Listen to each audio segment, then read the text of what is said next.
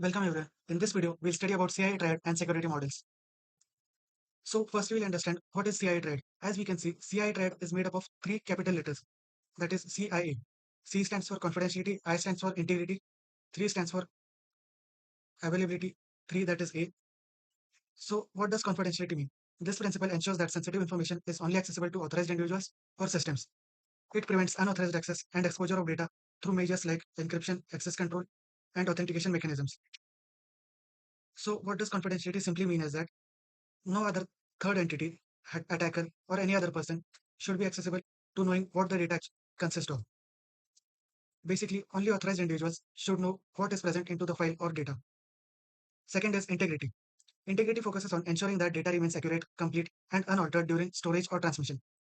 Techniques such as hashing and digital signatures are used to verify that data has not been tampered with or corrupted.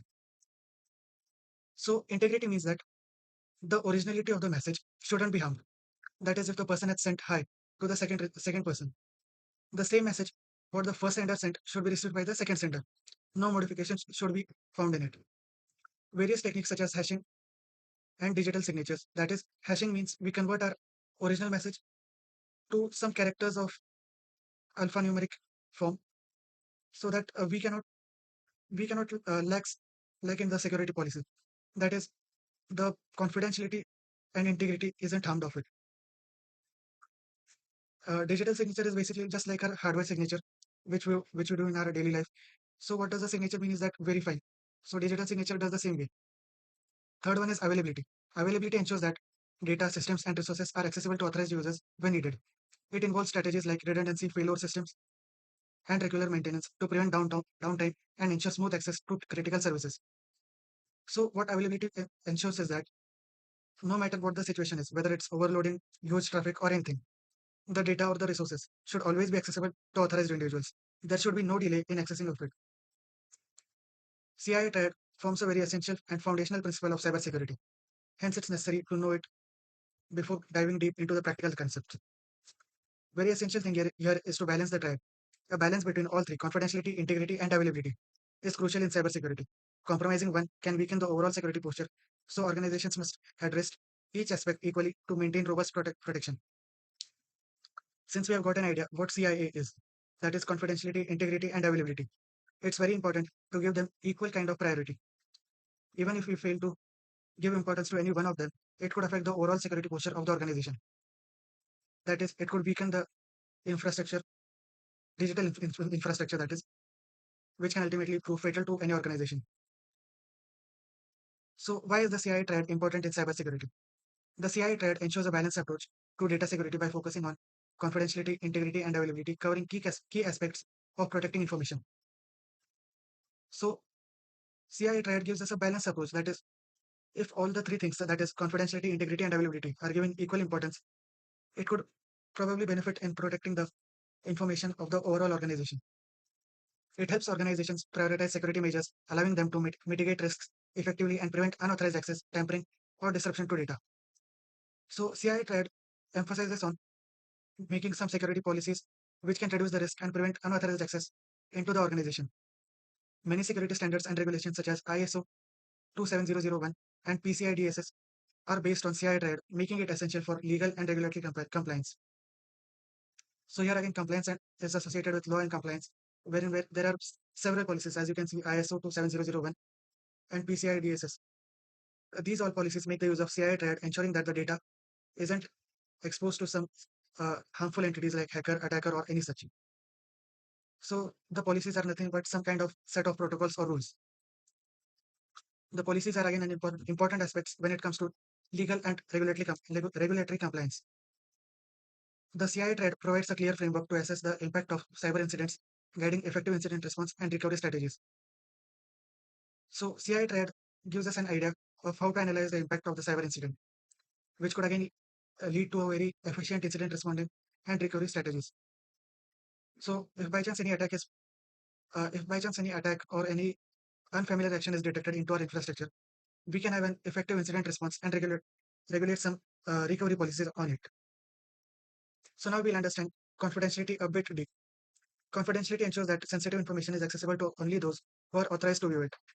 So here we can say that There are two systems, wherein the first system sends a message of hello, and the same message hello is received by the second system. And also we can observe that there is an unauthorized entity present in it. Unauthorized entity tries to observe it, but the security mechanisms don't allow him. The keys are the private and the public keys, which we would definitely understand in the upcoming lectures. So it prevents unauthorized access, disclosure of data, protecting it from being exposed to unintended recipients. So that's what I said. Unintended recipients are nothing but the attackers who want to gain access to other confidential data with any kind of malicious intent they have. Techniques such as encryption and access control mechanisms are used to maintain confidentiality. So there are several techniques such as encryption, cryptography, cryptology, or any other such. They are used to maintain some confidentiality. That is, readable message could be converted into unreadable, so that the unauthorized entity doesn't understand it. Breaches in confidentiality can lead to loss of trust, legal consequences, and damage of organizational reputation. So, obviously, if the data is leaked, there could be breach in the confidentiality. There could be no confidentiality. That is, it would lag. So, what it could lead is loss of trust. There are several organizations that rely on each other. Even if one organization fails to meet the requirements of confidentiality, it could lead to a loss of trust. Also, the organization might face some legal consequences in it. Finally, the most fatal thing what could happen is it could damage the organization's reputation. Second principle is integrity, ensuring truthful and transparent communication in handling sensitive data and security incidents. So, what does integrity mean? It just simply means that ensuring how truthful our data is. That is, there is no modification in it or anything else. Consistently applying security policies and best practices even under pressure or in high risk situation. There are several policies that needs to be applied in an organization to ensure that the integrity of a file or data isn't harmed. No matter how the situation is, or even if the organization is under attack, policies should be implemented in order to protect the integrity of the data. Taking responsibility for security breaches or vulnerabilities, addressing them without shifting blame. So there are various vulnerabilities that could lead to integrity. Organizations should take strict actions on those vulnerabilities in order to maintain the data integrity. Adhering to ethical standards in protecting systems and data, prioritizing confidentiality and integrity over personal or organizational gain. There might be some situation where uh, we might come across that we need to compromise something in order to prevent attack onto our organization, that is protect our systems and data. Here we should very importantly prioritize confidentiality and integrity over personal or organization's profit. Yes, that's third is availability. So what does availability mean? That whenever I want to access anything on a particular website or any other online media, I should access it without any delay in it. So in order to maintain availability, organizations can implement redundant system and backups to ensure systems or services remain available during failures or attacks. So there are various situations in which the data could fall into the lack of availability situation, such as overloading, MAC flooding, DDoS attacks, or any other. No matter what the situation is, the data should always be accessible to me, that is authorized individual.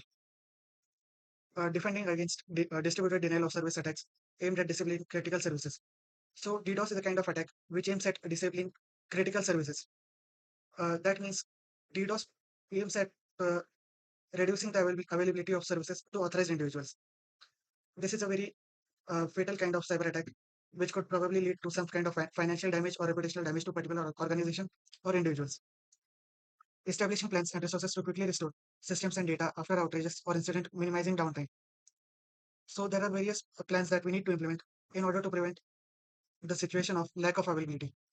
Continuously monitoring systems, applying updates and patches to prevent vulnerabilities and service disruption. So we should continuously monitor our infrastructure in order to find some unfamiliar actions and patches, so which can lead to prevent vulnerabilities and service disruptions. So now we'll understand what are security models. Security models are theoretical frameworks that define how security policies are enforced in system, ensuring that data remains secure and accessible is properly controlled. So security models are nothing but a kind of literature that is written on how policies should be created in an organization to prevent the overall security posture of an organization. It includes access control, wherein this model defines who can access certain resources, how they can interact with them, and the conditions under which access is granted or denied, which is again role based.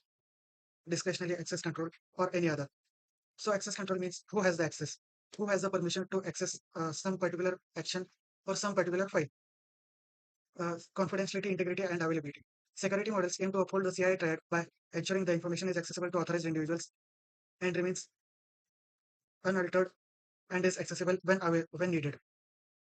Yes, the security models is too based on CIA triad. It aims at prioritizing the CIA, that is, confidentiality, integrity, and availability. This ensures that the security posture of the organization is maintained.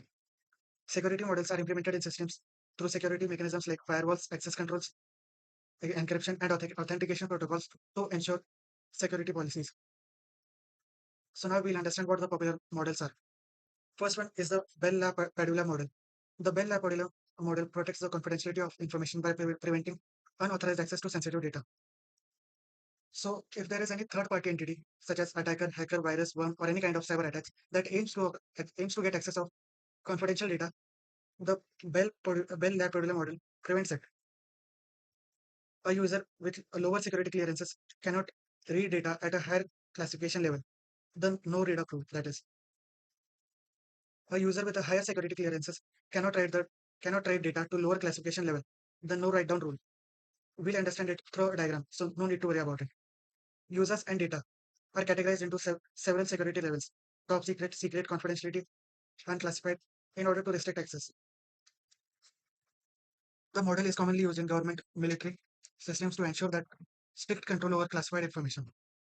So here we can see four individual users associated with the information security levels, that is top secret, secret, confidential, and unclassified. Depending on the security level they have, they can access to the document they have. Second model is Clark-Wilson model. The Clark-Wilson model focuses on maintaining data integrity by enforcing rules that ensure data is modified only through authorized processes.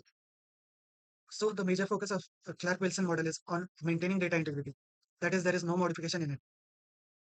So it aims to just figure out whether the modification is carried out by authorized individuals only. It requires well-formed transactions, meaning that any change to data must follow specific procedure to ensure that the operations are valid and secure. Even if the minute modification we want to perform, it should be done as per the policies mentioned into the organization or as per the Clark-Wilson model. The model implements separation of duties where different individuals are assigned distinct roles in a process to reduce the risk of fraud or errors. So, in an organization, if there are several users would be assigned with distinct roles in order to reduce the risk of fraud or errors. It uses a triple control mechanisms, which involves concepts of well-formed transactions, separation of duties, and constraints to ensure that the users can only perform actions they are authorized for. So, in simple words, what the Clark-Wilson model does is it makes the use of triple control mechanisms by which it ensures that the access given to it, individuals are the only thing they try to make access of. That is, if a person is given access of only reading, he will only read the document, not modify it. The Clark-Wilson model is widely used in commercial environments where data integrity is critical, such as banking and financial systems, to prevent unauthorized changes and ensure accurate data handling. The Clark-Wilson model emphasizes on data handling. That is, no unauthorized changes should happen to the data, ultimately contributing towards the data integrity. This is the diagram in order to understand the Clark-Wilson model. Thank you. We'll meet in the next video.